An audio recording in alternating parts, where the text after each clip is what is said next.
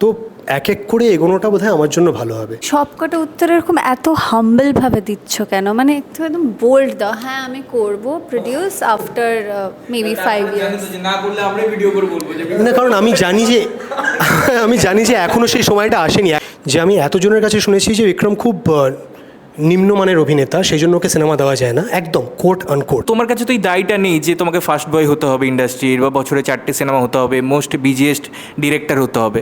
ও বুঝতে পারে না, কারণ ও সৌরভ দাসের সঙ্গে সংসার করে। মানে আমার অসুবিধাটা বা আমার কষ্টটা তোর বোঝার সিচুয়েশন নেই। আমি বলছি উইথ ইউর পারমিশন যে প্রিটি ফেস, কিন্তু পারফরমেন্সটা দেখে নাও। দর্শনাকে খুব ভালো বলে আমার তো লাভ নেই, মানে আমি বলছি she is very good in the film.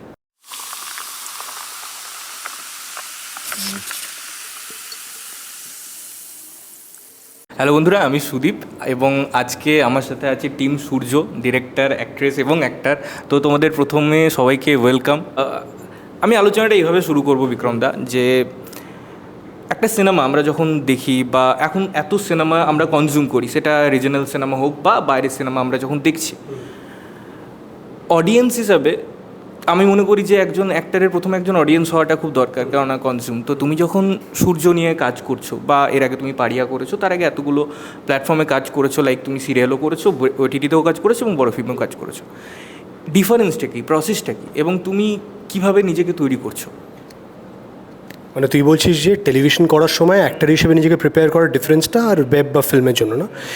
ধর টেলিভিশন যখন আমরা করি তখন অনেক দিনের একটা জার্নি হয় একটা ক্যারেক্টারের, যে একই চরিত্র আমি প্রায় 2 বছর ধরে করেছি। ধর সেটা ইচ্ছে নদী হোক বা ফাগুন বউ হোক বা সাত পাকে বাঁধা হোক, যে 3টে সিরিয়াল আমার, যেই নদী একটা ক্যারেক্টার 2 বছর করিস, প্রথম 3 মাস 4 মাসের পরে না ওটা এমনি রপ্ত হয়ে যায়। মানে তুই জাস্ট জানিস যে তোকে ফ্লোরে গিয়ে কী ইমোশনের সিকোয়েন্স কীভাবে করতে হবে, আর কাউকে কিছু বলে দিতে হয় না। And that's a very lengthy process. এবার সিনেমার ক্ষেত্রে বা ওয়েবের ক্ষেত্রে আমাদের যে কটা সংখ্যক দিন পাওয়া যায় শুটিং করতে, আমি শুটিং করতে করতে চরিত্রে ঢুকবো তার কিন্তু কোনো স্কোপ নেই। সে কারণে আমার মনে হয় যে কোনো ক্যারেক্টারের ক্ষেত্রে প্রিপ্রোডাকশনের সময় বা প্রেপের সময় নিজের ক্যারেক্টারটাকে গুছিয়ে নেওয়া, নিজেকে প্রিপেয়ার করা, ওয়ার্কশপ করতে পারা। যেমন সূর্যর জন্য আমি টুম্পাদির কাছে, মানে সুদীপ্ত চক্রবর্তীর কাছে দিনের পর দিন গেছি, we did our workshop with her. পারিয়ার ক্ষেত্রে তথা নিজে ওয়ার্কশপ করাচ্ছিল, প্রায় 2-2.5 মাস 3 মাস ইনভেস্ট করেছিল। অতনুদার ক্ষেত্রে, শেষ পাতার ক্ষেত্রেও তাই হয়েছিল, অতনুদা নিজে ওয়ার্কশপ করাতেন। শহরের উষ্ণতম দিনের সময়ও তাই। আমি আর সোলাঙ্কি দীর্ঘদিন ধরে স্ক্রিপ্ট নিয়ে বসে উই হ্যাড আওয়ার ওয়ার্কশপস। তো আমার যেহেতু আমি অভিনেতা হিসেবে আরও অনেক বেশি গ্রো করতে চাই, আমার মনে হয় যে আমার মধ্যে অনেক খামতি আছে, তাই আমি যদি নিজেকে প্রিপেয়ার করে ফ্লোরে যাই, আমার মনে হয় যে আউটপুট আরও ভালো হতে পারে। আর আমি সেটাই বিশ্বাসী। একটা সিনেমার শিডিউল 15 দিন, 18 দিন, 20 দিনের হয়। ওই 18 দিনের মধ্যে যদি আমি 2 দিনও ওয়েস্ট করে ফেলি ফ্লোরে দাঁড়িয়ে, যে আমি জানি না যে আমি কী চাই, বা আমার সঙ্গে ডিরেক্টরের সেই ডিটেলড কনভারসেশন হয় নিজে ডিরেক্টর এই চরিত্রটার মধ্যে দিয়ে আমার থেকে কী চায়, তাহলে না ওই 2 দিন তো আমি আর ফেরত পাবো না। সেই 2 দিন কোথাও একটা কিন্তু হলে চোখে দেখা যাবে। সুতরাং আমার ক্ষেত্রে I am a very strong believer in workshops আর very detailed conversations with my director. Ranbir Kapoor অনেক বছর আগে একখানা ইন্টারভিউয়ে বলেছিল যে হি বিলিভস যে ও যদি ওর ডিরেক্টরের প্রেমে পড়ে, বা ওর ডিরেক্টর যদি ওর প্রেমে পড়ে, তাহলে ওর মনে হয় যে ওর সবথেকে ভালো কাজ বেরোয়। আমিও এটা খুব বিশ্বাস করি যে আমার সঙ্গে যদি আমার ডিরেক্টরের একটা ম্যারেজ হয়, তাহলে আমার আউটপুট অনেক বেটার হতে পারে। আর আমার প্রত্যেকটা ডিরেক্টরের সঙ্গে সেই জিনিসটা বাই গডস গ্রেস তারাও খুবই আগ্রহী হয়ে করেছেন, আমিও খুবই চেষ্টা করেছি করার, যাতে তারা কি চায় আমি ফ্লোরে যাওয়ার আগে জানি। সেটা আমার কাছে ওয়েব আর সিনেমার ক্ষেত্রে প্রসেসের ডিফারেন্স। কারণ ওয়েবের ক্ষেত্রেও তাই, সিনেমার ক্ষেত্রেও তাই, যে খুব কম সংখ্যক দিনে আমাদের গোটা কাজটা করতে হয়। ফ্লোরে দাঁড়িয়ে নতুন করে এক্সপ্লোর করার কিছু অপশন থাকে না। আমি ট্রেলারটা দেখেছি এবং আমার মনে হয় প্রত্যেকটা দর্শক যারা দেখেছে অসম্ভব সুন্দর একটা ট্রেলার। এবং শিলাদে তোমার কাছে এর পরিপ্রেক্ষিতে আসবো। আমি যখন সোয়েটার দেখেছিলাম, অবশ্যই একটা সুন্দর গোছানো গল্প, এবং তার সাথে তুমি যে ওই ভিজুয়ালি ট্রিট দিয়েছিলে, যে উত্তরবঙ্গের ওই কুয়াশা, তার মধ্যে ক্যারেক্টারের আশা, এই একটা আলাদা হাইপ ক্রিয়েট হয়। আমরা বারবার বলি একটা অডিও ভিজুয়াল মাধ্যম, তো যতটা অডিওটা ইম্পর্টেন্ট ততটাই ভিজুয়ালস ইম্পর্টেন্ট। এবং আমি কোশ্চেনটা লেন্দি করছি, তোমার সিনেমার ক্ষেত্রে আমি দুটো জিনিসেরই খুব ভালো জায়গায় পাই। আমি ট্রেলার রিভিউ সময় বলেছিলাম যে সূর্যই ট্রেলারে আমরা যে কটা গান দেখছি বা যেভাবে ক্লাসিক্যাল টোন তুমি রেখেছো, অপূর্ব, এবং সোয়েটারেও সেটাই। তো তুমি যখন একটা সিনেমা ভাবছো বা এই ধরনের একটা পরিকল্পনা করছো, যেখানে তথাকথিত হয়তো এটা একটা বলা হচ্ছে রিমেক, যদিও আমি রিমেক সিনেমাটা দেখিনি, আমি এটা স্ট্যান্ডঅ্যালোন হিসেবেই দেখছি এবং আমার মনে হয় অনেক অডিয়েন্সও সেই হিসেবেই দেখবে। কি ভাবনা চিন্তা থাকে তোমার একটা সিনেমাকে ভিজুয়ালি দেখানোর জন্য, যে প্রসেসটার মধ্যে তুমি যাও? এটা কি শুধুমাত্র যখন লেখা স্টার্ট হয় সেই লেভেল থেকে এইগুলো ভাবো, নাকি এটা ওয়ার্কশপ বা শুটিং প্রসিডিওরের মধ্যে যখন যাও তখন তার মধ্যে কিছু জায়গার ব্যাপার থাকে, ইম্প্রোভাইজেশনের জায়গা থাকে? না, আমার মনে হয় যে যখন আমরা একটা সিনেমা বানাই আমাদের প্রথম প্রাইমারি অবজেক্টিভ থাকে যে একটা দর্শক যার থেকে আমরা টাকা চাইছি তাকে আমাদের একটা দায়বদ্ধতা থাকে যে তাকে একটা ভালো সময় উপহার দিতে হবে। আর অত বড় একটা পর্দা পাওয়া যাচ্ছে আজকাল, লোকে পুরো সিনেমা মোবাইলে দেখে, ওইটা যদি প্রপার ইউটিলাইজেশন না করা হয়, আমি নিজে অ্যাজ এ অডিয়েন্স আমার দেখতে ভালো লাগে না। তো সেই দায়িত্বটা যখন পাচ্ছি, সেই রিসোর্সেস যখন আমি পাচ্ছি, তো আমার মনে হয় ওটা না করাটা বোকামি। তো ভিজুয়াল ইজ ভেরি ইম্পর্টেন্ট। আর গানের আমার একটা আমি জানি না, এটা ইনবিল্ট ব্যাপার আছে, ওটা আমাকে কেউ বলে দেয় না। আমি যখন স্ক্রিপ্ট লিখি আমার মাথায় একটা টিউন আসে, আমার একটা অন্তত কম্পোজিশন আসে না, আমি একটা ধরন আসে। আমার মনে হয় যে এইরকম ধরনের কিছু করলে ভালো হবে। সেটা আমি আমার লয়দীপ যে একটা ডুও, ওরা প্রথমবার আমার সাথে কাজ করছে, টিউনিং ওরকম কিছু ছিল না, কিন্তু আমি ওটা ক্লিয়ারলি কনভে করতে পেরেছিলাম। যেমন অ্যাক্টরদের সাথে আমরা বেশি করতে পারি, অন্যান্য টেকনিশিয়ানদের সাথেও ওগুলো করা অতটাই ইম্পর্ট্যান্ট। তো গানের ক্ষেত্রে বা ভিজুয়ালসের ক্ষেত্রে আমার ওরকমই ক্লিয়ার ব্রিফ থাকে যে it has to complement the emotion that you are trying to tell. এরকম নয় যে সিনেমার জন্য ভালো গান দরকার, অত বেসিক হলে হয় না। তোমাকে বুঝতে হবে যে এই ধরনের গল্পতে কী ধরনের টিউন যাচ্ছে, আর সেটা দর্শকের ভালো লাগে, সেটা একটা ভিশন। হ্যাঁ, ওটা কখনো কখনো কাজ করে, কখনো কখনো করে না। এক্ষেত্রে করছে, তো আই এম ভেরি হ্যাপি। এটা আমি এই জন্য জিজ্ঞেস করলাম বিকজ মিউজিকটা একটা খুব ইম্পর্টেন্ট রোল প্লে করে, এবং তুমি যেহেতু ট্রেলারটা এভাবে ডিজাইন করেছো যে অনেক সময় আমরা একটা মোনোলগে পুরো জিনিসটা শুনছি, এবং সেখানে যে সিনগুলোকে তুমি দিয়েছো সেগুলো খুব সুন্দরভাবে সিঙ্ক হয়। ওই একটা ক্যারেক্টার আসছে, একটা স্টোরি বলছে, এবং সেটার সাথে তার যে মোনোলগটা আছে সেটা দারুণ সিঙ্ক হচ্ছে। আমার স্পেশালি আমি ট্রেলার রিভিউর সময় বলেছিলি যে এই ব্যাপারটা আমার খুব ভালো লাগে, এই ট্রিটমেন্টটা আমার খুব ভালো লাগে। তো আমি তোমার কাছে আরেকটা জিনিস জানতে চাইবো, তারপরে দিদির কাছে আসছি, যে এই সিনেমায় একটা সিন আছে বা ট্রেলারেই আমি বলছি দেখানো হয়েছে বা টিজারেও দেখানো হয়েছিল, যেটা নিয়ে আমি একটু কথা বলেছিলাম, সেটা নিয়ে আমি বলছি। একটা বিক্রমদা একটা জলের জায়গা থেকে উঠছে এবং বিক্রমদার হাতে একটা সিগারেট আছে।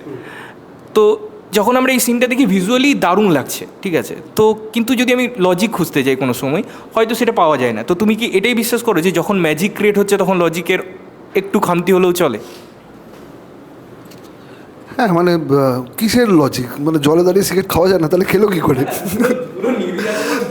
কেন খাচ্ছেটা তো হ্যাঁ, ওই কিছু কিছু জিনিস আমার মনে হয় ভিজুয়াল ট্রিট তৈরি করতে হয় সিনেমাতে, কিন্তু সেটা যেন এমন অবাস্তব না হয় যে হতেই পারে না। একটা জলের লোক দাঁড়িয়ে সিগারেট খেতে পারে, আমার অনেক ছবি আছে নিজের ইনস্টাগ্রামে, আমি খাচ্ছি ওরকম। তো ওগুলো কেত বলে না, যারা পাতি বাংলাদের কেত বলে, তো হিরোর তো কেত থাকা উচিত ওটা। আর যেটা ট্রেলারের কথা বা টিজারের কথা এখনই যেটা তুই বলছিলিস, সেটা ব্যাপারটা হচ্ছে যে আমরা এই সিনেমার ট্রেলার এবং টিজার ডিজাইনিংয়ের এবং স্ট্র্যাটেজি ওয়াইজ কিন্তু বিক্রম জানে আমরা অনেক রকমের ব্রেনস্টর্মিং করেছিলাম। আমার মনে হয়েছিল এটাই হয়েছে কারণ কিছু কিছু জিনিস এরকম হয়ে থাকে না যে ট্রেলারে এরকম কিন্তু হয় না, যে একটা মোনোলগ, হ্যাঁ, অন্য কারোর ডায়ালগ নেই, আমাকে গল্পটা বলতে হবে একজনের একটা চরিত্র দিয়ে, সেই চরিত্রটা কে আমরা কিচ্ছু বুঝতে পারছি না, কিন্তু সেটাতে সূর্যর যে চরিত্রটা সেটা ব্যাখ্যা হচ্ছে, যেটা সিনেমাতেও এইভাবেই আছে। তো সেই জিনিসটা তৈরি করার জন্য সেটাতে আমাদের কিছু যদি প্যাটার্ন ব্রেক করতে হয়, তো আই থিঙ্ক দ্যাট ওয়ার্কস। শুরুতে ওই জল থেকে ওটা আমার মনে হচ্ছিলো এটা সিনেমায় আরও অনেক বিউটিফুল ভিজুয়ালস আছে, কিন্তু আমার মনে হচ্ছিল খুব স্টার্ক হবে যে যদি ফার্স্ট ভিজুয়ালটা আমরা সিনেমার একটা দেখি যে হিরো জল থেকে উঠে একটা সিগারেট খাচ্ছে। I don't know if it works, if it doesn't, কিন্তু আমি যাদের দেখিয়েছি তারা মনে হচ্ছে এটা ফার্স্ট ভিজুয়াল। তুই যদি সিনেমার থিওরি লাগাতে চাস না, তাহলে মনে হয় আরে এরকম তো হয় না, জানি না দর্শক নেবে কিনা, ওরম ভাবলে প্রবলেম। কিন্তু অ্যাজ এ ভিজুয়াল তুই যদি ভাবিস যে একটা হিরো জল থেকে উঠে খাচ্ছে, আমার মনে হয় একটা তুই ইন্ট্রিক ভ্যালু তৈরি করবে। তো আমরা ওই রকমভাবেই করেছি যে হ্যাঁ, টিজারে ইটস জাস্ট আ গ্লিমস, একটা মুডে কাটা একটা, it's like a mood board. তো আমরা কিন্তু জেনে শুনে ওটা করেছি, হ্যাঁ, অনেক মাথা ব্যাং করে করে ওটা করেছি যে ট্রেলারে গিয়ে আমরা স্টোরিটা বলবো, ততক্ষণ লেটস ক্রিয়েট দ্য বাজ, একটু লোকের কাছে ইন্ট্রিগ ভ্যালু তৈরি করি। হ্যাঁ, অনেকেই আমাদের সাথে যে সিনেমাগুলোর মানে কম্প্যারিজন হচ্ছে তাদের নিয়ে কথা বলবে যারা জানে, কিন্তু তা সত্ত্বেও আমরা একটা স্বতন্ত্রভাবে যদি ইন্ট্রিগ ভ্যালুটা তৈরি করতে পারি তাহলে হয়তো ট্রেলারটা উইল ওয়ার্ক বেটার। তো এইরকমভাবে ইট ইজ আ প্রসেস, ওটা আগে থেকে সিনেমা শ্যুট করার সময় ভাবা ছিল না। বাকি ভিজুয়ালস অ্যান্ড গান ওগুলো ওরকমভাবেই করা ছিল যে আমরা এরকম একটা ভ্যালু দিতে চাই। আমি তোমায় জিজ্ঞেস করি, মধুমিতাদি যদিও এখানে নেই, আমরা বিক্রমদা এবং মধুমিতাদির পেয়ারিং আগে দেখেছি, কুলের আচারে দেখেছি, তো অডিয়েন্স একসেপ্ট করে নিয়েছে সেই পেয়ারটা। সেই স্পেসে তোমার এন্ট্রি, এটা কি মনে হচ্ছে কোথাও কি যে এটা একটা টাফ কম্পিটিশন হতে পারে, বা সেই স্পেসে নিজেকে নেওয়া, কী মনে হয় তোমার? একদমই মনে হয়েছে টাফ, কারণ ওদের অলরেডি আগে একটা বন্ডিং ছিল, ওরা আগে একটা পেয়ার হিসেবে কাজ করেছে এবং খুব ওয়েল অ্যাকসেপ্টেড কুলের আচারে ওদের পেয়ারটা। সেখানে আমার একটা অবভিয়াসলি মনে হয়েছিল যে আমার সাথে কেমন লাগবে, কিন্তু যখন তুমি কারোর সাথে কাজ করো আর যখন তার সাথে একটা অলরেডি মানে অফ ক্যামেরা একটা বন্ধুত্ব হয় বা ওই টিউনিংটা কাজ করে, মানে অ্যাক্টিং করার সময় টাইমিংগুলো ম্যাচ হয়, তখন মনে হয় যে হ্যাঁ এটা ওয়ার্ক করবে।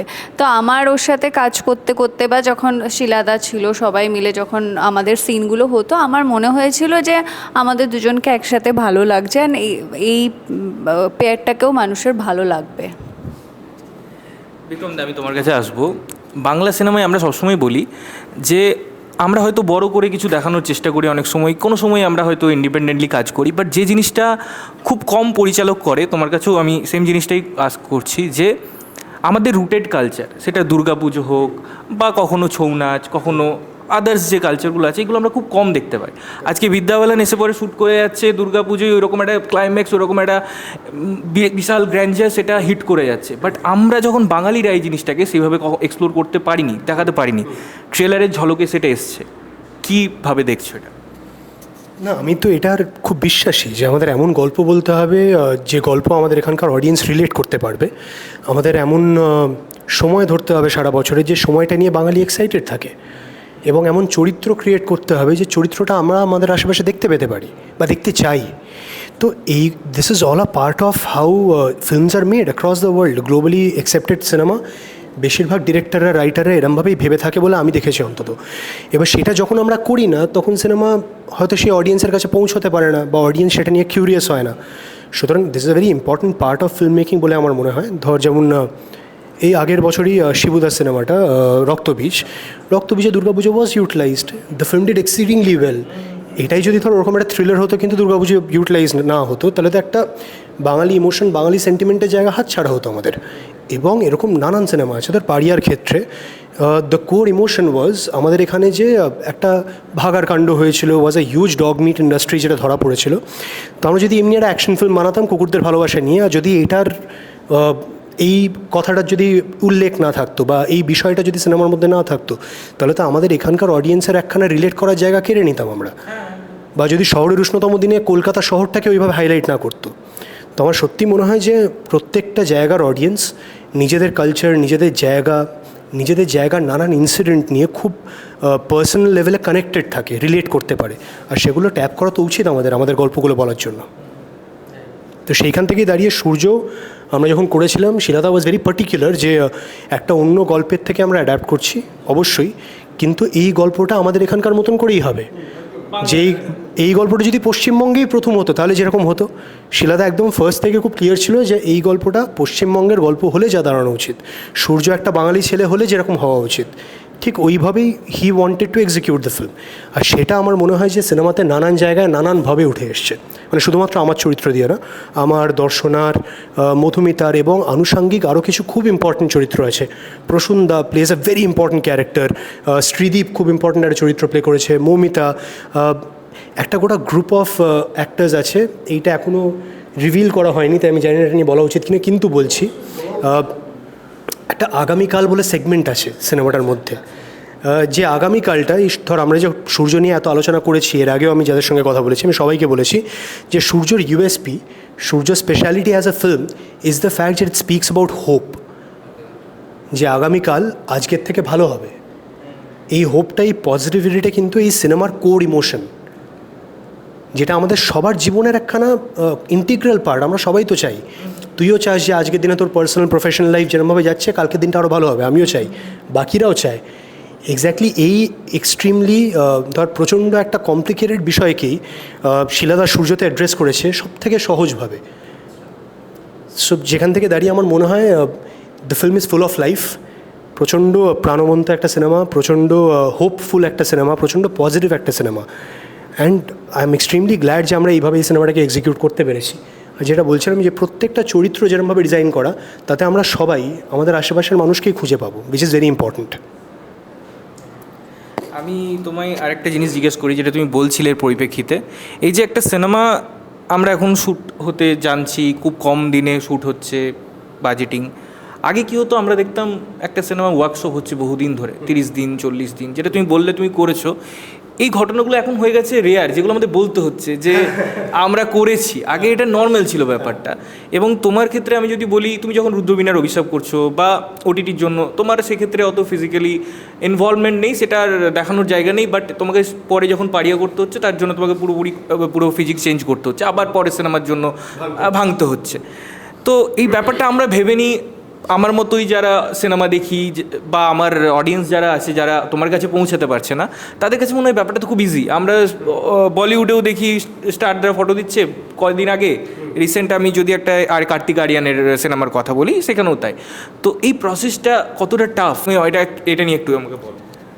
দেখ, এটা না দুখানা জিনিস প্রচণ্ডভাবে কন্ট্রিবিউট করে। সব থেকে প্রথমে হচ্ছে আমি 2010 সাল থেকে 9 থেকে অভিনয় করা শুরু করেছি, 10 থেকে অন স্ক্রিন কাজ করা শুরু করেছি টেলিভিশনের মাধ্যমে।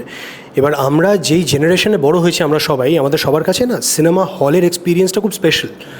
মানে আমিও আমার পছন্দের সমস্ত স্টারদের বড় স্ক্রিনে দেখে বড় হয়েছি, তা সেটা বুম্বাদা হোক, দেবদা হোক, জিদ্দা হোক, শাহরুখ খান হোক, আমির খান হোক, অক্ষয় কুমার হোক, সবাই, সলমান খান হোক। সুতরাং আমার কাছে ওই বড়ো স্ক্রিনের একটা অদ্ভুত মোহ রয়েছে আমার জীবনে, খুব পার্সোনাল জায়গা থেকে। আর দীর্ঘ 11-12 বছর যখন একটা মানুষকে অপেক্ষা করতে হয় যে সে ফাইনালি সিনেমা পেতে শুরু করবে, যেখানে তাকে ঘিরে একটা সিনেমা ডিজাইন করা হবে, তার কাঁধে একটা গোটা সিনেমা ক্যারি করার দায়িত্ব দেওয়া হবে, আমার মনে হয় তার খিদেটাও বাড়তে শুরু করে। ভালো হয়েছে একদিক দিয়ে যে এত বছর পাইনি, আমার মনে হয় সেই খিদেটা বেড়েছে দীর্ঘদিন ধরে। প্রথমেই এসে যদি পেয়ে যেতাম হয়তো তার মূল্য বুঝতাম না আমি। তো সেইখান থেকে দাঁড়িয়ে প্রত্যেকটা সিনেমা যখন আমি করার সুযোগ পাচ্ছি এখন, আমার প্রত্যেকটা সিনেমার সঙ্গেই মনে হচ্ছে যে আচ্ছা, এটা থেকে তো আবার নিজেকে প্রমাণ করতে হবে, প্রমাণ করলে আরও দুটো ডিরেক্টর এসে বা অন্য কোনো প্রডিউসার এসে আমাকে আরও দুবার কাজ দেবে। তো that is very important for me.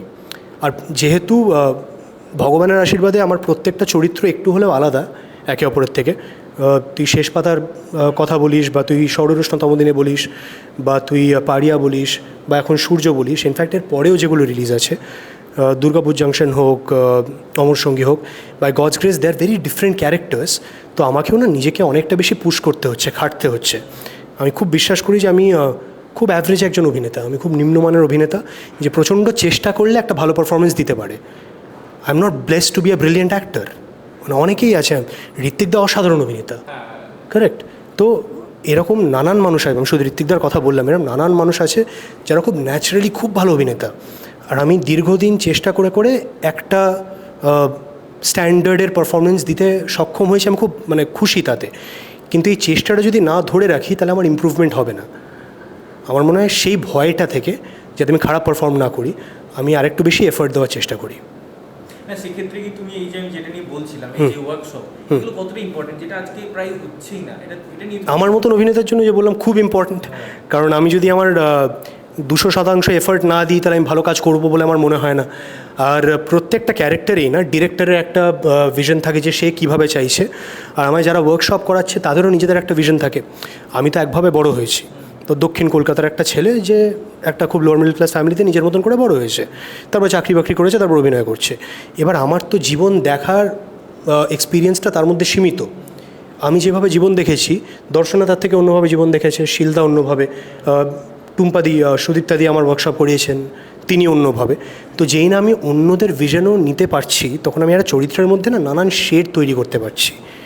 আর আমার সবসময় মনে হয় যে আমি যেভাবে চরিত্র ভাবছি, সেটাকে যদি কোয়েশ্চেন করার লোক থাকে যে কেন এটা অন্যরকম না, কেন আর কি ভাবতে পারি, so the more I can speak to someone else, আমার চরিত্রটা লেয়ার ক্রিয়েট করতে সুবিধা হয়।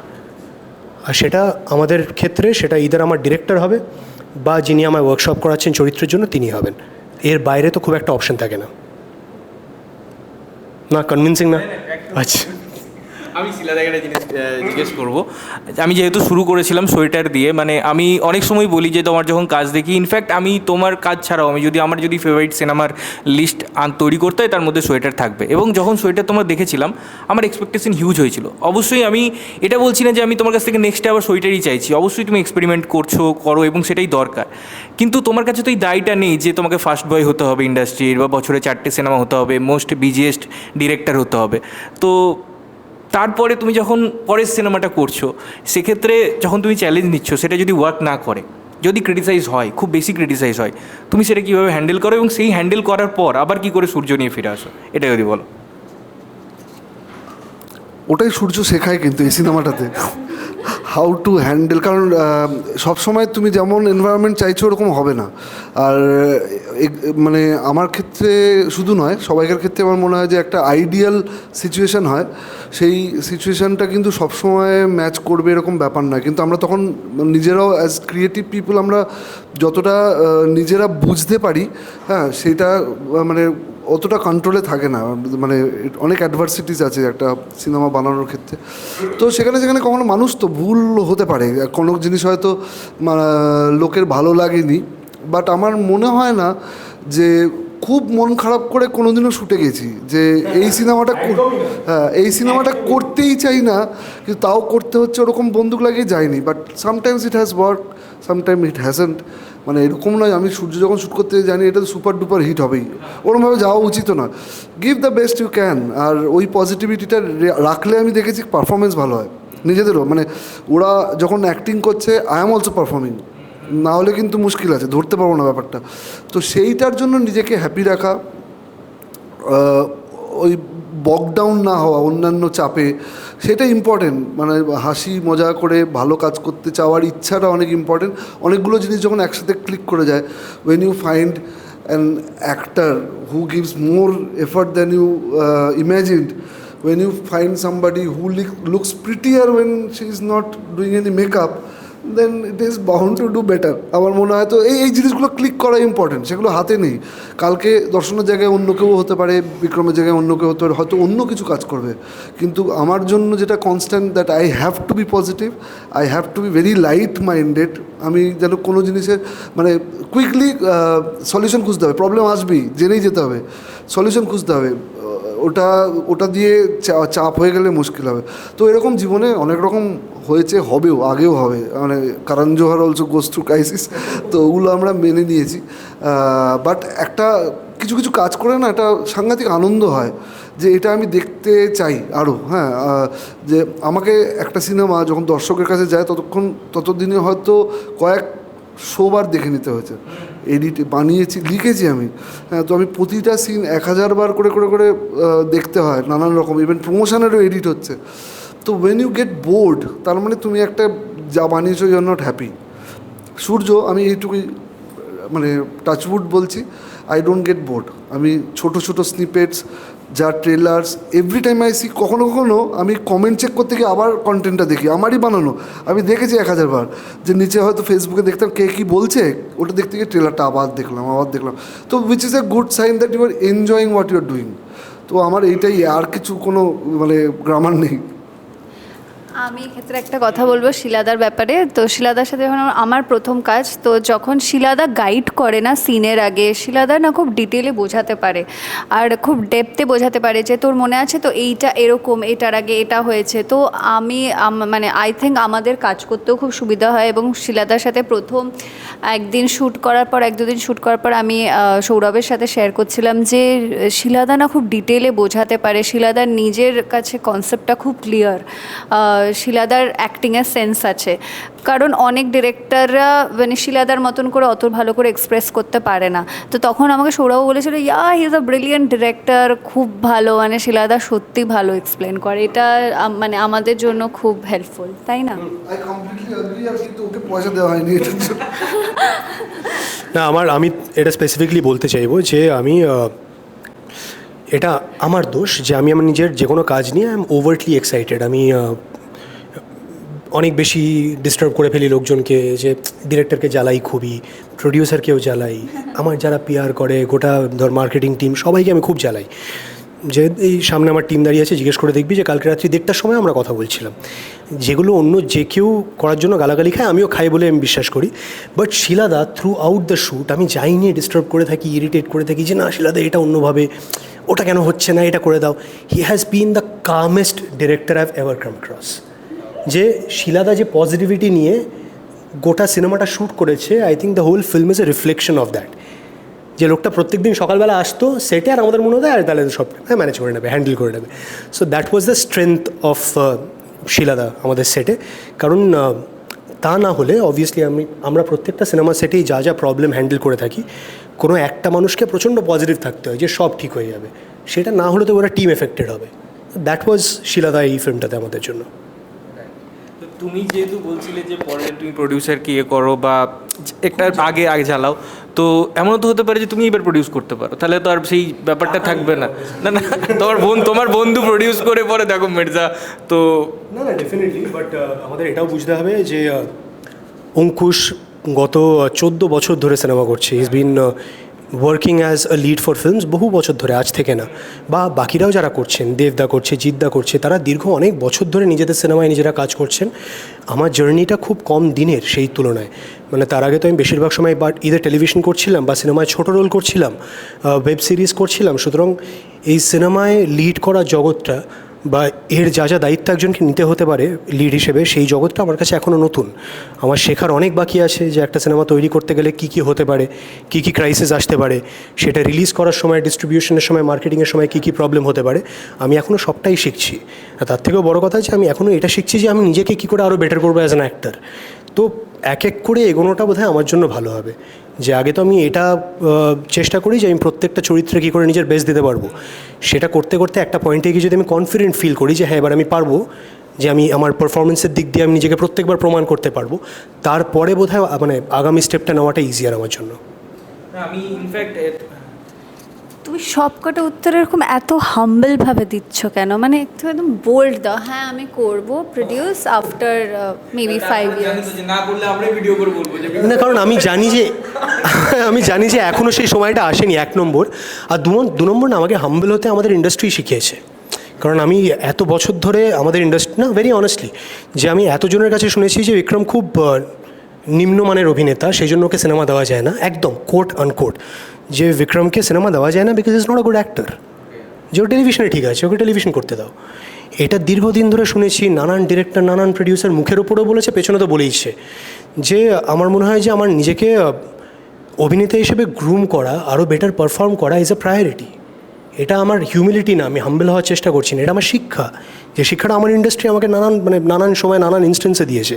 সুতরাং যদি আমি এইটা করতে থাকতে পারি এবং যদি তারাই ফেরত এসে আমায় বলে না তুই খুব ভালো কাজ করেছিস, আমার মনে হয় তখন আমি কনফিডেন্স পেতে শুরু করবো যে এবার এই কাজটার বাইরে আমি আরও রেসপন্সিবিলিটি নিতে পারি। সেই জায়গায় আমি এখনও পৌঁছেছি বলে আমার মনে হয় না। এগুলো প্র্যাকটিস করতে হয়, তুই বল আমাকে। হ্যাঁ, ও বুঝতে পারে না কারণ ও সৌরভ দাসের সঙ্গে সংসার করে। সৌরভ দাস অসাধারণ অভিনেতা, he is known to be a good actor, তাই না? তুই আমার অসুবিধাটা বা আমার কষ্টটা তোর বোঝার সিচুয়েশন নেই। না, কিন্তু আইরনি হচ্ছে রিসেন্ট তোমার যতগুলো কাজ এসছে, আমি নাম করে বলতে পারি পারিয়া তো হিউজ মানে সাকসেস পেয়েছে, সবাই প্রশংসা করেছে। ইনফ্যাক্ট তোমার যদি আমি রুদ্রবীণার অভিশাপের কথা বলি, তার আগে তানসেনের তানপুরের কথা বলি, কোনো ক্ষেত্রে রক্তকরবীর কথা বলি, রাইট রক্তকরবী, হ্যাঁ হ্যাঁ, যে কটা রিলিজ করেছে, তোমার লাইক তানসেনের তানপুরা শুধু তুমি প্রশংসা পেয়েছিলে তা নয়, সিরিজটাও প্রশংসা পেয়েছিল, বাট খুব হিট হয়েছিল। কিন্তু পরে রুদ্রবীণা কিছুটা হলেও মানে লোকজন ক্রিটিসাইজ করে বিভিন্নভাবে নেয়, কিন্তু সব জায়গায় তোমার অভিনয়, সৌরভদার ওখানে আউটপুট বা ওখানে আসা ইনপুট সব কিছুর কিন্তু প্রশংসা হয়েছে, যেটা তুমি বলছিল তোমাকে লোকে নিতে পারে না। এবারে কথা হচ্ছে যে আমরা যখন বিক্রমদার এরকম হাইপ দেখলাম যে এমন একটা সিরিজ, এটা এআর রহমানও প্রশংসা করেছিল মিউজিকের, যে বাংলায় এরকম একটা কাজ হলো, সেখানে তোমাকে ফেস করা হলো, সেখান থেকে হিউজ সাকসেস পেলে, এবং তারপরে কি করে লোকে বলছে যে বিক্রম চ্যাটার্জি অভিনয় জানে না। এটা কি না, আমি আরেক কোশ্চেনটা তোমাকে কমপ্লিট করি। আমরা এমন একটা জায়গায় আছি যেখানে যে কোনো প্রফেশনে যেতে গেলে এন্ট্রান্স দিতে হয়, ডাক্তারের জন্য নিট দিতে হচ্ছে, জেই আছে। অভিনেতা হওয়ার জন্য আমরা মানদণ্ড কোথায় মানে কীভাবে ডিসাইড করছি? ইনস্টাগ্রামে ফলোয়ার্স দেখে কি? না না, একেবারেই সেটা না। মানে আমি যে সময়কার কথা বলছি তখন তো ইনস্টাগ্রাম এত পপুলার হয়নি। মানে ধর আমি তো অভিনয় করা শুরু করেছি 2010 থেকে। কিন্তু কি হয় না, ধর প্রত্যেক অভিনেতার ক্ষেত্রেই তাদের একটা ইমেজ তৈরি হয়।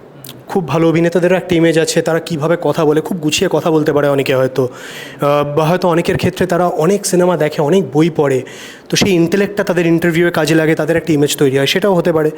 আবার অনেকের হয় যে টেলিভিশন করছে যারা, তাদের মধ্যে সবাইকে হয়তো ভালো অভিনেতা হিসেবে গণ্য করা হয় না, অনেক ক্ষেত্রেই হয়ে থাকে সেটা। এরকম নানান জিনিস মানে একত্রিত হয়ে আমার জন্য এটা ঘটেছিল বলে আমার মনে হয়। আমি এটাও দেখেছি যে কাকে কেমন দেখতে দিয়ে বিচার করা হয় সে ভালো অভিনেতা না খারাপ অভিনেতা। হ্যাঁ, কারেক্ট। মানে আমি আর এটা নিয়ে কথাই বলতে চাই না, মানে শেষ হয়ে যাবে এপিসোডটা তাহলে। তো ধর এইরকম নানান বিষয় দিয়ে বিচার করা হয় যে, আর আমি নিজেও এগ্রি করছি যে আমি যখন আমার ক্যারিয়ার শুরু করেছিলাম 2010 নাগাদ, যখন সাত পাকে বাঁধা করছি, বা তারপরেও বহু বছর I was a very weak actor. আমি সত্যি মানে খুব বিলো অ্যাভারেজ পারফর্মই করতাম, আমার তা নিয়ে কোনো সন্দেহ নেই। কিন্তু সেটা, বা ধর আমার যখন প্রথম ছবিও এসছে এলার 4 অধ্যায়তে, I was the weakest performer. যে সেখানে রুদ্রনীল ঘোষ হোক, ইন্দ্রনীল সেনগুপ্ত হোক, পাউলি দাম হোক, বাকি যারা অভিনয় করেছিলেন, হ্যাঁ সেটা ধর, সেটা হয়তো থ্যাঙ্কফুলি সেটা আমার কপাল যে বাপাদিত্য বন্দ্যোপাধ্যায় মনে হয়েছিল যে আমাকে ওই চরিত্রটা ইউটিলাইজ করবেন। কিন্তু আমার পারফরমেন্স উইক ছিল খুবই, আর সেটা শুধু আউটপুটে দেখা গেছে তা না, গোটা শুটিং ইউনিটে সবাই জানতো যে আমি ধেরিয়েছিলাম। এটা আমার বলতেও কোনো আক্ষেপ নেই। যে কারণে আমি 2011 থেকে টেলিভিশন করা বন্ধ করেছিলাম, 15 আবার টেলিভিশনে ফিরতে হয়েছিল। কারণ 11 থেকে 15-র মধ্যে আমি কাউকে কনভিন্স করতে পারিনি যে আমার সিনেমা দেওয়া উচিত, বা ছোট রোল দিতে রাজি হয়েছে, বড় সিনেমা আমার ঘাড়ের উপর ছাড়তে রাজি হয়নি। এবার 2014-15 থেকে একটা অন্য জার্নি শুরু হলো যে নিজেকে কী করে আরও গ্রুম করতে পারবো অ্যাজ অ্যান অ্যাক্টর। আমিও নিজেকে আরও বেশি সিরিয়াসলি নেওয়ার চেষ্টা করলাম যে আমায় কোথায় কোথায় এফোর্ট দিতে হবে। তো যারা ক্রিটিসাইজ করেছে তারা আমার ভালোর জন্য ক্রিটিসাইজ করেছে, I have nothing against them. যারা তাদের মনে হয়েছে যে আমি ভালো করছি না বলে আমিও তো ব্যাপারটাকে সিরিয়াসলি নিয়েছি। যদি আমার খারাপ অভিনয় থেকে সবাই বলতো কি ভালো অভিনয় করেছে, তাহলে তো আমি সিরিয়াসলি নিতামই না, আমি চেষ্টাই করতাম না। And I have been very blessed যে গত বছর 3-4 মধ্যে আমি এমন কিছু ডিরেক্টরদের সঙ্গে কাজ করেছি যারা নিজেদের অনেকটা সময় আমার উপরে ইনভেস্ট করেছে। সেটা অতনু ঘোষ হোক, সেটা তথা হোক তথাগত, সেটা অরিত্র হোক সর্বকৃষ্ণ তমদিনের সময়, শিলাদা হোক সূর্যর সময়। মানে I have been very fortunate যে এই প্রত্যেকজন ডিরেক্টর আমার পেছনে সময় ইনভেস্ট করেছে। তারা যদি এটা না করতো তাহলে তো আমি চরিত্রগুলো ফুটিয়ে তুলতে পারতাম না, এটা আমার একার পক্ষে সম্ভবই না। তো হেন্স প্রবাবলি তুই যেটা বলছিস যে এই রিসেন্টলি যে কটা কাজ বেরিয়েছে তাতে আমার অভিনয় নিয়ে মানুষ পজিটিভ কথা বলেছে, এই জিনিসটা ঘটেছে কিন্তু আমার একার জন্য একেবারেই না, একটা গোটা টিমের এফার্ট। যে লিখেছে, যে ডিরেক্ট করেছে, যে আমায় ওয়ার্কশপ করিয়েছে, এদের সবার প্রচুর অবদান রয়েছে। আর মানে probably god has been very kind যে অডিয়েন্সেরও সেটা ভালো লেগেছে। আমি চেষ্টা করবো এটা যাতে আরও মানে ধর অন্তত আরও 10-12 বছর করে যেতে পারি, যাতে সে কনফিডেন্সটা কংক্রিট হয় অনেক বেশি। আজকের দিনে দাঁড়িয়ে তুই যখন বুম্বাদার ক্যারিয়ার নিয়ে কথা বলিস, বুম্বাদার 30 বছরের বেশি কাটিয়ে ফেলেছেন ইন্ডাস্ট্রিতে। ওই কনসিস্টেন্সিটার জন্য তো আজকে তার ব্যাপারে এই কনফিডেন্স আমাদের আছে যে বুম্বাদা আছেন, ভালো অভিনয় করবেন অবভিয়াসলি, মানে উনি একটা সিনেমা পুল করে নেবেন, ক্যারি করে নেবেন। তো সেই কনফিডেন্সটা যদি অডিয়েন্সের হতে হয় আমার উপরে, আমাকে কনসিস্টেন্টলি অনেক বছর ধরে ভালো কাজ করতে হবে। এখনও তো 2-3 বছরও ঘটেনি, সো ইটস টু আর্লি। আচ্ছা, তোমাকে যে জিজ্ঞেস করবো এবার একটা নর্মাল কোশ্চেন, যেটা হচ্ছে কেমন লাগলো কাজ করে, কারণ আমরা খুব সিরিয়াস ডিসকাশনে রয়ে গেছি। কেমন লাগলো কাজ করে টিমের সাথে, এবং তোমার ক্যারেক্টার সম্পর্কে একটু বলো। না, কাজ করে খুব ভালো লেগেছে অনেস্টলি। এই ধরনের চরিত্র আমি আগে করিনি। আমাকে এরকম একটা চরিত্র দেওয়ার জন্য শিলাদাকে থ্যাংক ইউ, যে এরকম দিয়া আমাকে দেওয়ার জন্য। কারণ দিয়ার এতগুলো লেয়ার্স ছিল, আমি খুব এনজয় করেছি করে। আমার চরিত্রের নাম দিয়া বাই দ্য ওয়ে, এবং আরে না, মানে আমার চরিত্রের নাম দিয়া, আর ওর একটা ক্যারেক্টারের জার্নি আছে, ব্যাক স্টোরি আছে, সেটা মানে আমার মনে হয় ছবিটা দেখলেই মানুষ বুঝতে পারবে। শুধু এটুকু বলতে পারি যে হ্যাঁ, মানে অনেকগুলো লেয়ার্স দেখতে পাবে মানুষ, হয়তো মানে সেভাবে মানুষ আমাকে এইভাবে মানুষ আমাকে আগে দেখেনি, এটাই। And thanks to আগের সপ্তাহে সৌরভদার সিনেমা, মানে আগের সপ্তাহে বলছি, মানে বুমেরাং চলছে, ওটা চলতে তোমার সিনেমা চলে আসছে একদম। হ্যাঁ, থ্যাংকস, কি বলবো আর। আচ্ছা শিলাদা, এবারে আমরা একটু শেষের দিকে আসি, যে আমরা যখন এই যেমন বলছিলাম যে রুটেড কালচার হোক, সিনেমা হোক, বিভিন্নভাবে তো তুমি দেখো, তো একটা খুব ইম্পর্ট্যান্ট জিনিস, এটা আমারও খুব জানার ইচ্ছা, যে অনেক সময় বলে যে একজন প্রডিউসার হয়তো ডিমান্ড করে, কখনো কখনো অ্যাক্টার্স এমন থাকে যাকে তুমি ভাবছো, বা একটা ডাইরেক্টর পার্সপেক্টিভস হয় যে ওই ক্যারেক্টারটাই আমার এই ডিরেক্টর শ্যুট করছে। আজকে সোয়েটারে যখন আমি ঈশা শাহকে দেখছি, বা সূর্যতে যখন আমি মানে বিক্রম দাকে দেখবো, বেরিয়ে এতক্ষণ কথা হলো তো, তো তুমি এটার পিছনে কি থিঙ্কিং থাকে তোমার, যে কীভাবে তুমি কাস্টিংয়ের ব্যাপারটা করো, এটা আমি জানতে চাই। হ্যাঁ, মানে আমার মনে হয় যে প্রথমত চরিত্রটা যে একটা একটা আসে, যে who fits the role the best প্রথমত। তারপরে এরকম কিন্তু হয় না যে প্রথমেই বিক্রমের কাছে গেলাম, বিক্রম রেডি, সূর্য হয়ে রেডি হয়ে বসে আছে, হ্যাঁ, বা দর্শনের কাছে গেলাম, ও দিয়া হয়ে বসে আছে। It is never like that. তো আমাদের একসাথে কাজ করে করে ওই চরিত্রটাতে, ওই ডিজায়ার্ড এফেক্টটাতে পৌঁছতে হয়। একটা ডিরেক্টরের জন্য সেটা পারফরমেন্স, ক্যামেরা, মিউজিক, সব জায়গাতে it is a process, pre production বলে যাকে, হ্যাঁ, সেইটাই সময় পেলে সবাই মিলে একসাথে কাজ করলে ওই জিনিসটা যত ক্লোজ টু ইয়োর ইম্যাজিনেশন, 100% তো হবে না, কিন্তু যত ক্লোজেস্ট টু ইয়োর ইম্যাজিনেশন, যেটা তুমি ভেবেছো চরিত্রটাকে, সেইটা করার জন্য who is the most suitable, সেটা তোমাকে ভাবতে হবে। তো ওদের চরিত্রগুলো যেগুলো করেছে, এটা সিনেমাটা দেখলে লোকে বুঝতে পারবে যে how befitting the characters are for them, কারণ ওরা যেটা করেছে ওটা সাবলীলভাবে ওইটা লাগে। হ্যাঁ, অন্য সেটার জন্য কিন্তু যথেষ্ট অধ্যাবসায়, যথেষ্ট হার্ডওয়ার্ক আছে। ও যেটা বলছে যে sometimes he passes of as very annoying to the producer or even the digital marketing team or me, ওটাতে আমি কিন্তু অন্তত অ্যাজ এ পার্সন আমি দেখি যে সূর্য হওয়া এবং সূর্যর সাকসেস হওয়া সিনেমার জন্য বিক্রমের কত অবদান, হ্যাঁ, ও কতটা এফার্ট লাগাচ্ছে, so that not only, and ও ব্যাকগ্রাউন্ডটা বলছে যে ওর মনে হয়েছিল যে ওকে আরও পরিশ্রম করতে হবে, কারণ he wants this desired effect from his career, সেটার জন্য ও পরিশ্রমটা করতে চায়, আর ইট শোজ, আর ইট অলসো হেল্পস মি। হ্যাঁ, আমার তো অ্যানয় হওয়ার জায়গায় নেই, আমাকে 3টের সময় ফোন করলেও আমার মনে হয় চলো আমি যেটা করছিলাম বিক্রম করে দিচ্ছে, খুব ভালো। তো সেটা সচরাচর হয় না। আমি মানে একটু আগেই আমরা এই কথাটা বলছিলাম যে ও কিন্তু নিজের সিনেমা হিসেবে দেখে না। হ্যাঁ, this is really really I like it, আর আমি অনেককে বলেছি এই কথাটা।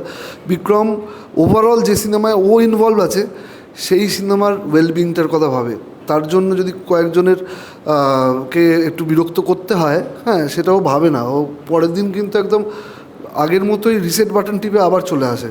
তো ইট শোজ, আর যারা এরকম নিউট্রালি ভাবে তাদের চোখে ওটা দেখা যায়, আর ইট ইজ ওয়ার্কিং। কারণ আমার মনে হয়নি বিক্রম, সত্যি কথা, যে মানে ইউ ডিজার্ভ এনি লেস। কারণ তোর আগে কে কী বলেছে আমি দেখিনি খুব একটা, হ্যাঁ, রুদ্রবীণার অভিশাপ আমি দেখিনি, কিন্তু তার প্রথমটা দেখেছিলাম আমি, হ্যাঁ, তানসেনের তানপুরাটা। তো আমার মনে হয়নি যে প্রবলেম হবে, আর আমি এতটা জানতামও না যে ওর সাথে তো আগে কাজ করার অভিজ্ঞতা ছিল না। আমার মনে হয়নি যে ও কতটা এফার্ট লাগাবে বা লাগাবে না, ওর ইগারনেসটা কতটা থাকবে। বাট আমার মনে হয়েছিল এই চরিত্রটা ও খুব ভালোভাবে করতে পারবে, যদি প্রোভাইডেড আমরা সবাই ভালো পারফর্ম করি, উইচ হি হ্যাজ, এখনও করছে, এখনও মানে সিনেমা শ্যুট শেষ হয়ে গেছে। তো এই ওভারঅল জিনিসগুলো আমার মনে হয় ম্যাটার করে এটা সিনেমার জন্য। সেম উইথ দর্শনার আমি বলছি উইথ ইউর পারমিশন যে প্রিটি ফেস কিন্তু পারফরমেন্সটা দেখে নাও, এরকম একটা ব্যাপার আছে। ওকে আমার মনে হয়েছিল যে এটা ও ডিজার্ভ করে না, আর তার উত্তরটা আমার মনে হয় ওর বলা উচিত না, লোকের সূর্য দেখে করা উচিত। কারণ ওর ক্যারেক্টারে যে ধরনের লেয়ার আছে, খুব পোড় খাওয়া এনএসডি অ্যাক্টর হলে তো হয়তো কেউ বিশ্বাস করবে, হ্যাঁ, কিন্তু ওই বিশ্বাসটা ওর উপর আবদ্ধ থাকে না। একটা মানুষ যদি খুব একটা ডিফিকাল্ট নয় অ্যাক্টিং করা, তুমি যদি ভালো করে বুঝে যাও না জিনিসটা যে আমাকে এইটা চাইছে। ওরা তো ক্যামেরা ফেস করে তো বেশি, তো ওরা ক্যামেরার সামনে যদি ওই জিনিসটা তৈরি করতে পারে, নিজের জীবনেরও অনেক অংশ থাকে যেগুলো তুলে ধরলে অনেকটা রোলটা বেরিয়ে আসে। আর ওকে কারুর মতো হতে হবে না। আমি ওকে বারবার করে বলেছিলাম যে Darshana, you don't have to be like that girl. ওই মেয়েটাকে নিজের মধ্যে নিয়ে চলে আয়, ভাব তোর সাথে এটা হচ্ছে না আজকে, তাহলে দেখবি ওটা অ্যাক্টিং, ওটাই অ্যাক্টিং, ওরম করে করতে হবে। And when she was doing it, ও কিন্তু আমাকে বারবার করে এসে বলছে যে আমার ভালো লাগছে তো, আমার ভালো লাগছে তো। আমি বলছি খুব ভালো লাগছে, তুই বেশিরভাগ ওই ভালো লাগছে তে যাস না, হ্যাঁ তুই ওটা কর, এটা কর। আর it was everybody in the sets ask him, সবাই এসে বলছে যে দর্শনাকে এরকম আগে কখনো দেখিনি, উইচ মিনস হ্যাঁ তুমি তো দেখেইছো, আমিও দেখেছি।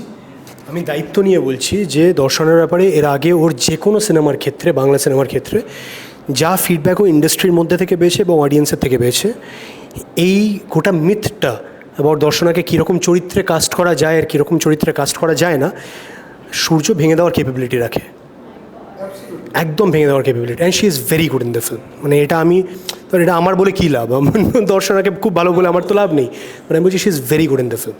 তো হ্যাঁ, আমি শিলাদার একটু আগেও কথা হচ্ছিল যে সোয়েটারে অনুরাধাদির ছোট্ট পোর্শন বাট কত ইম্পর্টেন্ট রোল, তো এগুলো হয় না। আমি তোমাকে এই কোশ্চেনটাই তোমাকে করছি, মানে আমি যেহেতু আমাদের ইন্ডাস্ট্রিতে এটাও দেখেছি, যেমন যখন দেবদা সিনেমা করছেন বা জিদ্দা সিনেমা করছেন, যখন কমার্শিয়াল সিনেমা করতেন, ওই জন্য তাকে কাস্ট করা হলো বিকজ তারা কমার্শিয়াল করছে। তোমার ক্ষেত্রে তো কমপ্লিটলি অন্য সিনারিও, বিকজ তুমি কখনো তানসেনের তানপুরা করছো, সেখানে অন্য ক্যারেক্টার, ফিরে আসছো তুমি পাড়িয়াতে সিক্স প্যাক নিয়ে পরে, তারপর থেকে মাথায় কারো আসতেই পারে না পাড়িয়া দেখার পর যে আবার সূর্যতে কাস্ট করবো। আমি এই জার্নিটার কথা বলছি, সেই জায়গার জন্য আমি জিজ্ঞেস করলাম যে অনেক কিছু থাকে তো ইন্ডাস্ট্রিতে, ভালো বন্ধু, ওই ক্যারেক্টারে বিক্রমকে শ্যুট করছে, আচ্ছা অনেক দিন সিরিয়ালে দেখলাম, সিরিজে দেখলাম, একটা চান্স দিয়ে দেখি, এই সব কিছু থাকে। তো তোমার কি মনে হয় যে এটা নিয়ে কতদিন মানে ইন্ডাস্ট্রি কীভাবে এগোবে? আর লাস্ট প্রশ্ন এর সাথেই করে দিচ্ছি, তারপর আমরা ক্লোজ করব, পারিয়া 2 নিয়ে কী বলতে চাও? কোনটা আগে উত্তর দেবো? না, আমার কাছে খুব ইম্পর্ট্যান্ট একটা সিনেমা পারিয়া, এবং তার সিকুয়েলটা যেভাবে আমরা ভাবার চেষ্টা করছি, মানে তথা আমি, আমাদের প্রডিউসার অভিনব, সবাই, everybody is contributing to it. Touch wood যদি আমরা তার কাছাকাছি এক্সিকিউট করতে পারি, ইট উইল বি ব্রিলিয়েন্ট। আর আমি খুবই আশাবাদী সিনেমাটা নিয়ে।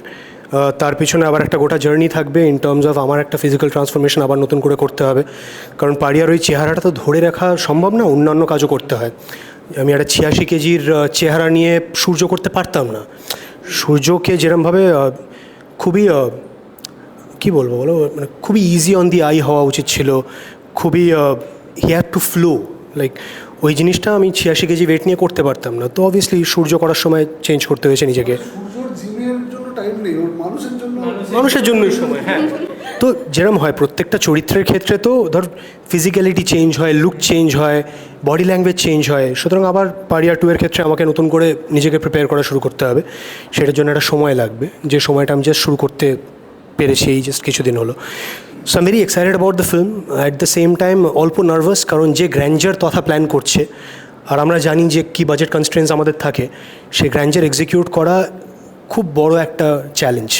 বাট আমি correct, the whole grandeur that is been planned, যে আমাদের গোটা অ্যানিমাল কিংডম নিয়ে শ্যুট করার প্ল্যান আছে। টাচউড, আমি সত্যিই চাইবো যাতে তথা যেভাবে দেখছে পুরো জিনিসটা, আমরা সবাই কন্ট্রিবিউট করে সেইভাবে এক্সিকিউট করতে পারি। আর যদি করতে পারি, আমার ক্যারিয়ারের তো অবশ্যই, আমার মনে হয় বাংলা সিনেমার ক্ষেত্রেও খুব ইম্পর্ট্যান্ট একটা, মানে ধর ইন্ডাস্ট্রির জন্য কী হবে আমি বলার মতন ক্ষমতা রাখিনি, বাট একটা ইম্পর্ট্যান্ট সিনেমা হবে সেটুকু আমি জানি, যে গল্পটা আমরা বলতে চাই, যেভাবে বলতে চাই। তো yes, I am very excited about it. আর লুপথক হয়ে ওঠাটা আবার will be a new journey all together. এটা গেল পারিয়া 2 এর ব্যাপারে। এবার ফেরত আসি, তুই যেটা বললি যে বিক্রমকে কীভাবে কাস্ট করা যায়, টেলিভিশন অনেক দিন করেছে বলে, বা ওয়েবে কিছু ভালো কাজ করেছে বলে, বা সিনেমায় এখন কিছু নোটেবল কাজ করছে বলে, বা কারুর বন্ধু বলে। আমার খুব মনে হয় যে দীর্ঘ বহু বছর ধরে আমরা দেখতাম যে কোনো একজন বড় প্রডিউসার, কোনো একজন বড় প্রোডাকশন হাউস ট্যালেন্ট খুঁজে বার করতো এবং তাদের পিছনে সময় ইনভেস্ট করতো, তাদেরকে নানান স্ক্রিপ্ট অফার করতো, নানান ডিরেক্টর, ভালো ভালো ডিরেক্টরের সঙ্গে কাজ করতে পারতো তারা, এবং দীর্ঘ 3 বছর 4 বছর 6 বছর ধরে সেই সময়টা ইনভেস্ট করার দৌলতে যারা ডিজার্ভ করে তারা নিজেদের একটা জায়গা তৈরি করতো। এই জার্নিটাই আমরা বহু বছর দেখে এসেছি বাংলায় অন্তত। অফ লেট সেই জার্নিটা হয়ে ওঠে না, মানে আমার একার ক্ষেত্রে বলছি না, বেশিরভাগ অভিনেতার ক্ষেত্রেই সেই জিনিসটা আজকের দিনে হয় না। কারণ আজকের দিনে ওরকমভাবে একটা প্রডিউসার অনেকটা সময় একজন ট্যালেন্টের পেছনে ইনভেস্ট করবে, একজন অভিনেতার পেছনে ইনভেস্ট করবে, সেটা হওয়া বন্ধ হয়ে গেছে বহুদিন। কিন্তু সেটা হওয়া বন্ধ হয়েছে বলে কি আমি তাহলে হাল ছেড়ে দেবো? সেটা তো সম্ভব না। আর আবার শুরু হবে 10 বছর বাদে, ততদিন আমার বয়সটা বেড়ে যাবে ততদিনে। তো আমার পক্ষে যেটা সম্ভব, যে প্রত্যেকজন প্রডিউসারের কাছে গিয়ে কাজ চাওয়া, যে আমি ভালো সিনেমা করতে চাই, আমাকে প্লিজ কনসিডার করুন। আর যদি কোনো সুযোগ পাই তাহলে তাতে নিজের সবটা দিতে পারার চেষ্টা করা, আমি সেইভাবেই চেষ্টা করছি। আর আমার খুব মনে হয় যে অভিনেতা হিসেবে হোক, বা একটা সিনেমা ক্যারি করার ক্ষমতা রাখা, সেই দিক দিয়ে দেখতে গেলে হোক, আমার এখন একটা অনেক লম্বা জার্নি বাকি আছে। আর with every film if I have to keep proving myself I will try. সেটা যদি পারি করতে, তাহলে কোনো একটা সময় গিয়ে কোনো একজন বলবে যে হ্যাঁ ঠিক আছে, ওর ওপর বাজি লড়বো। এই মুহূর্তে দাঁড়িয়ে সেই বাজিটা আমাদের প্রডিউসার লড়েছেন, মানে প্রদীপ আঙ্কেল লড়েছেন, প্রদীপ চক্রবর্তী, শিলাদা লড়েছে, এর পরবর্তীকালে আবার তথা আর অভিনব পারিয়া 2 দিয়ে লড়বে। তো at this point every film is an opportunity আমার কাছে, যেটার দ্বারা আমি আমার অডিয়েন্সের কাছে পৌঁছতে পারবো, তাদের মনের মধ্যে একটা অ্যাকসেপ্টেবিলিটি তৈরি করতে পারবো, তাদের থেকে আরও বেশি ভালোবাসা পেতে পারবো, আর আরও কিছু কাজ পেতে পারবো। গম্ভীর হয়ে গেল না?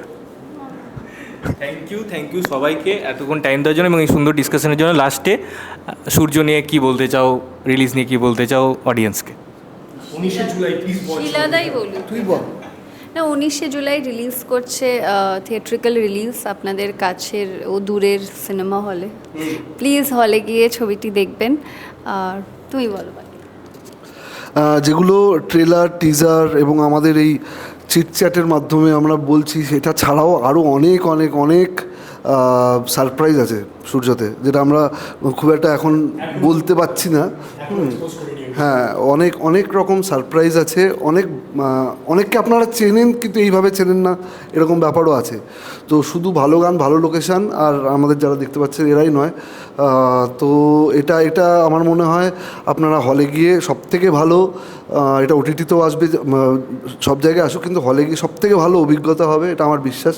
যদি সিনেমা ভালোবাসেন, মানে সিনেমার প্রতি ভালোবাসা থাকে, একবার এই গল্পটা দেখতে পারেন। আমার মতে সূর্যর সবথেকে বড় স্ট্রেংথ বা ইউএসপি হচ্ছে এই গল্পটার সোল। এবং বাঙালি অডিয়েন্স বা আমাদের ভারতবর্ষের অডিয়েন্স খুব ইমোশন ড্রিভেন অডিয়েন্স। তো সেখান থেকে দেখতে গেলে সূর্য সিনেমাটা সবথেকে বড় ইমোশন হচ্ছে হোপ, যেটা দিয়ে আমি শুরু করেছিলাম এই আলোচনা, যে আগামী দিন আরও ভালো হবে, আমাদের সবার জীবনে আরও উজ্জ্বল দিন আসবে। সেই হোপটা সূর্য অ্যাজ এ ফিল্ম দেয়। আর সেই হোপটা বা এত গম্ভীর একটা আলোচনা খুবই রিফ্রেশিংভাবে দেয়, খুবই লাইট হার্টেডভাবে অডিয়েন্সের কাছে কনভে করার চেষ্টা করে। আমার মনে হয় যে যারা আমরা বিশ্বাস করি যে আগামী দিন আরও ভালো হওয়া উচিত, আমাদের জীবনে আরও ভালো মুহূর্ত আসবে, আরও ভালো মানুষ আসবে, তাদের সবার জন্য এই সিনেমা। প্লিজ গিয়ে দেখুন। 19শে জুলাই রিলিজ করছে সূর্য আপনাদের সবার কাছের দূরে সিনেমা হলে। আমরা সবাই জানি যে আজকের পৃথিবীতে আপনাদের ওয়ার্ড অফ মাউথে একটা সিনেমা চলে বা চলে না। সুতরাং আপনারা যদি দেখে জানান কেমন লাগলো, সেটার উপর বিল্ড করে আমরা সিনেমাটা আরও অনেক মানুষের কাছে পৌঁছে দেওয়ার চেষ্টা করতে পারবো। Thank you so much. Surya 19শে জুলাই প্লিজ দেখবেন। একদম দেখুন এবং জানান কেমন লাগলো সিনেমাটা, বন্ধুদেরও জানাবেন। থ্যাংক ইউ সবাইকে টাইম দেওয়ার জন্য, ধন্যবাদ।